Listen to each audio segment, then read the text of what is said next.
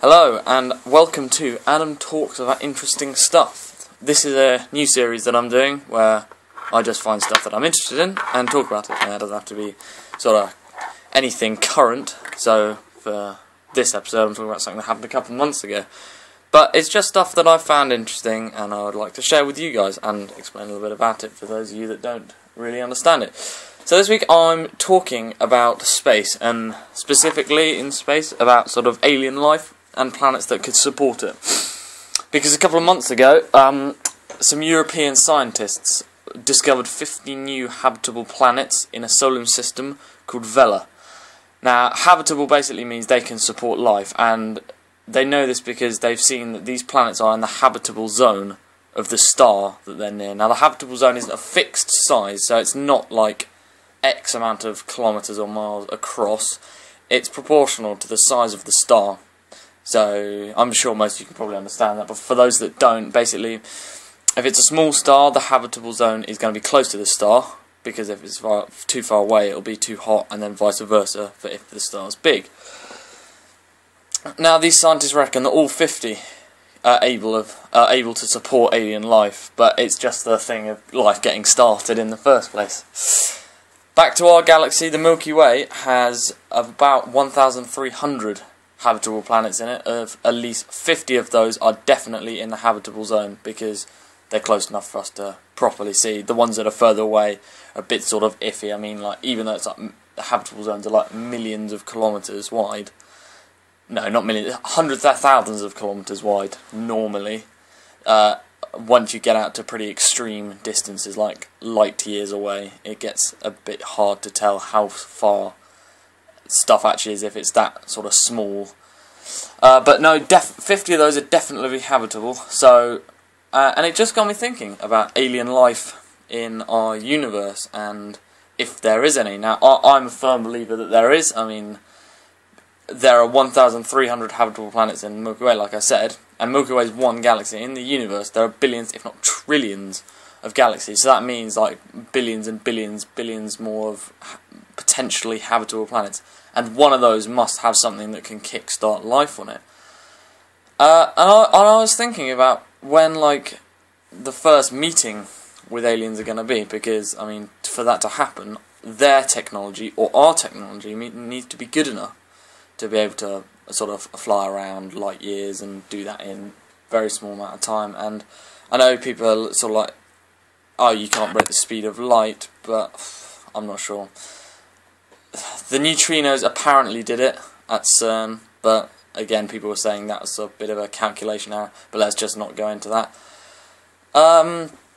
Yeah, so the chances of creating life itself are very small. Even though there are a lot of planets that could do it, the chance of it happening is very small. And even if it did happen, you might have, like, it could be just bacteria. It might not evolve into anything. So the chance of creating intelligent life is even smaller. We are a very, very rare thing in the universe, humans, because we have the ability to think and act on our thoughts, and we are strong enough and big enough to be able to build things to help us survive. So,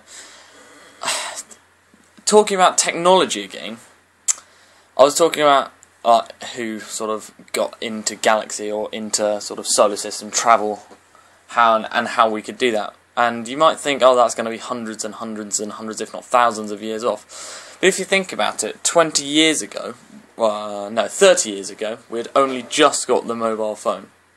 And the touchscreen things that we have nowadays were completely unthought of. They were like, if anyone had thought of them, it was like in the Star Trek films or things like that, TV shows. They were a thing of fantasy. But now we have, like, micro phones that can do everything a computer the size of a room could 30 years ago. And that also got me thinking about how technology advances so quickly. Within the next 5 years, we'll be able to... I think within the next 10 years, we'll be able to talk using our hands as phones. So you get like a little chip in front of your hand, you hold it up to your ear, and that will be your phone. I reckon that is definitely possible. And so, into solar system travel, even though, I mean, it is possible at this sort of current rate, but with fossil fuels and sort of burning rocket fuel. It takes a long time. It's not very efficient, and you need a lot of it to go a short distance. So, if we could create some sort of, I don't know, sustainable energy source that could be either lots of it kept on a sort of spacecraft, but little of it used to go very far distances, I think that as soon as that gets discovered, intersolar system travel is going to be easy and will happen as soon as that. So I reckon we'll probably be seeing contact with aliens or other species from other planets. Aliens sort of, you think little green monsters sort of running around with their laser guns, but I'm also thinking like even bacteria would be an incredible find for science if they found that on another planet. I mean, they've already found water on Mars, so that could have been something that could have housed life. But again, talking about the habitable zone, it's a bit too far out of it, so it's a bit cold there. So yeah, this is sort of a first trial video, and I'll see what you guys think in the comment section. By all means, give this a like. This took it took a bit of time to sort of plan. I don't normally plan stuff, but I need to get all my facts straight for this one, so I'm not sprouting rubbish. Yeah, I'm sure I'm going to do more of these, no matter what the comments say, even if it's like, oh yeah, that was rubbish. I'll still probably almost definitely do more of these. So, yes, so please give me a comment about, please, by all means, suggest what you'd like me to talk about next, but don't be annoyed if I don't follow it. It's stuff that I find interesting, and the stuff that me and you find interesting might not be the same thing. But that doesn't matter. Please leave your suggestions if you'd like them to maybe get spoken about. But apart from that, I'd like to thank you for very much watching Adam Talks About Interesting Stuff, episode number 1, and I'll see you soon.